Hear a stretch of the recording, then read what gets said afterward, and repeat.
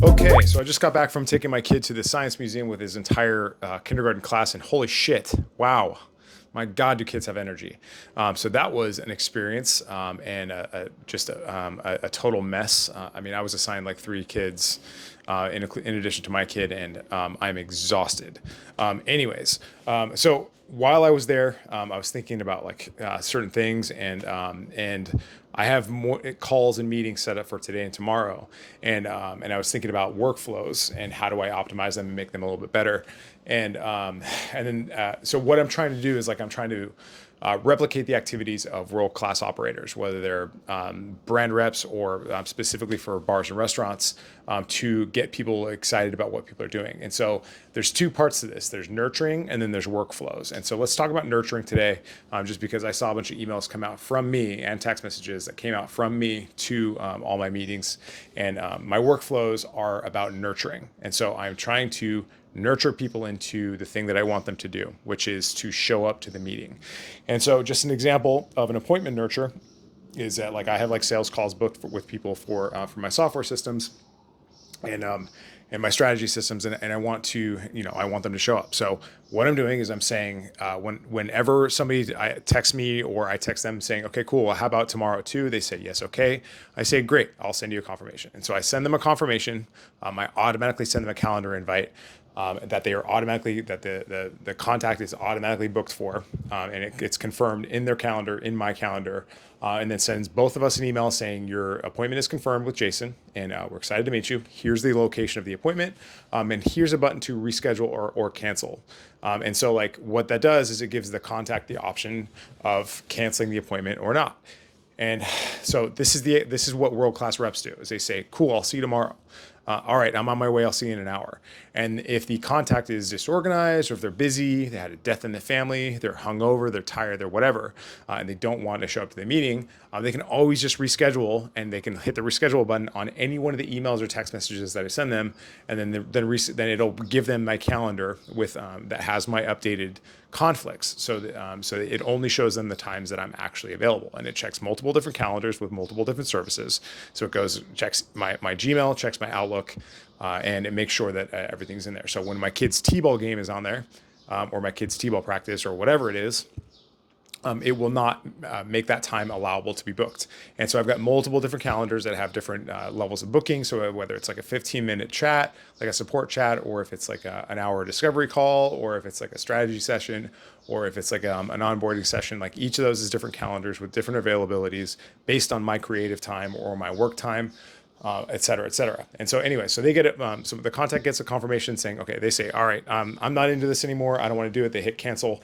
And then what we'll do is like based on that cancellation is I'll be like, hey, cool. Was there something else that you were looking for? Maybe we didn't understand each other and maybe we should try again. Or if they reschedule, sends them a new calendar, says, okay, book the next time that's available. And now if they don't book, and then it nurtures them and says, okay, cool. I just want to make sure that you wanted to book an appointment. Here's my calendar link again. I look forward to meeting with you. And it'll do that again and again and again, like with spaced repetition until that person books an invite or books a meeting. And this is just remarkably powerful because a lot of times those meetings, they either fall through the cracks or they just don't get done. And so what ends up happening is that, or the contact will forget. So this happens all the time in the liquor business where a rep will show up to a bar and say, hey, okay, cool, what are your office hours? Okay, cool, I'll see you too. And what happens is that meeting isn't confirmed, or that person just immediately switches into the next urgent task, and they forget about the meeting almost immediately. And then they show up surprised, or they're not ready, or they're not there. And so this is what we mean by nurturing. So you have to nurture people into appointments. This also works for events, by the way.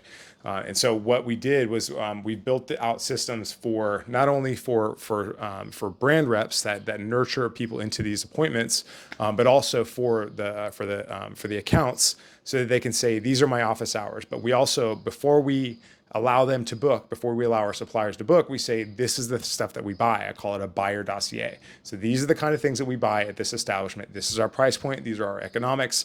And these are the kind of products that we're looking for. So if you don't have anything like that, we are not going to be interested. So don't waste my time. Don't waste your time. We're not your account. Or we are your account. And so if you are qualified, if you are into this, then you are going to be, we will present you our calendar of when our office hours are, and you can book a 10 or 15-minute slot based on your availability and my availability. That way it's all civilized. It's okay. Like the account doesn't have to switch back and forth. They're like, okay, these are the 3 hours a week that I actually take supplier meetings, that I take new business meetings. And it's all very organized and civilized. So I don't know why more people don't do this. Maybe it's because they just haven't seen this kind of technology, but I'm building this out specifically for bars and restaurants because I think it's extremely valuable. So that's an example of how we use workflows to nurture people into taking action. Also, another thing that happens is when you organize all your suppliers like that, you can send out text and email blast to everybody saying, "Hey, listen, like we are in the market for XYZ, or this is the kind of thing that we're looking for, or we're looking for people to sponsor our events. This is the events that we're having, and we'd love to have a partner with these events." So a lot of this stuff is like kind of it's so strange. It's like a lot of these contacts and a lot of these relationships, they depart with the person that's buying. That's the buyer for that establishment, which is strange. When those contacts and those relationships should stay with the account and with the person that's moving on. So it's just a way to organize how your relationships, and we're doing something very, very similar for the entire career lifespan of individual bartenders, servers, chefs, cooks, etc. For their time at an account. We call this this product the culture, the KMS culture. So we're like nudging people. So it's a workflow that lasts several years. That says it's time. It's been 3 months since this person was hired. It's been 3 days since this person was hired. Here's what you need to do. We give them a learning management system and do this whole thing. We're building that out right now. It's just so exciting because there are culture management and HR pieces of software, but none of them are as integrated with the other systems as this is. So, just for example, we call it it's an IVR system, which is called interactive voice response, where somebody calls you and they say, press 1 for events, press 2 for customer service, press 3 for catering, press 4 to join our team. And so like, that's obviously not a big channel, but like what you want to do is like when you're advertising on Craigslist, you send everybody that you want to work with you into your form. And so when people that want to work with you, they fill out your form, they upload their resume, and then you can approve or deny. This is all workflow. And then so what we do is we nurture them over time. So workflows and nurture are something that typically doesn't get done, but can be automated. And it may seem a little impersonal, and it kind of is. But people like that kind of consistency, like when they get a confirmation that they've done something, or they get when they if an application stalls or something like that, and they get a notification that they're no longer in consideration.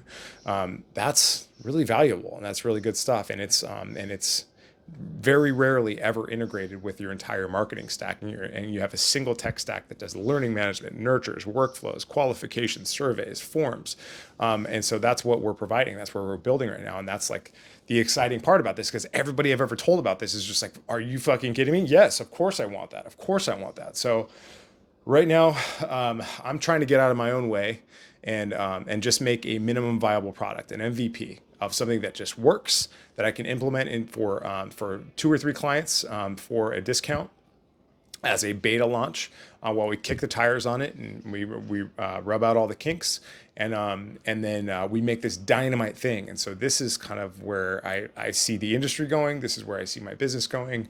We basically want to democratize all the things that McDonald's, Domino's, Fridays, Chili's, Applebee's, they're all doing stuff like this in one way or another. And that's why they can have people with very little experience or education running their restaurants for them. So that's all I got for you today. See you next time.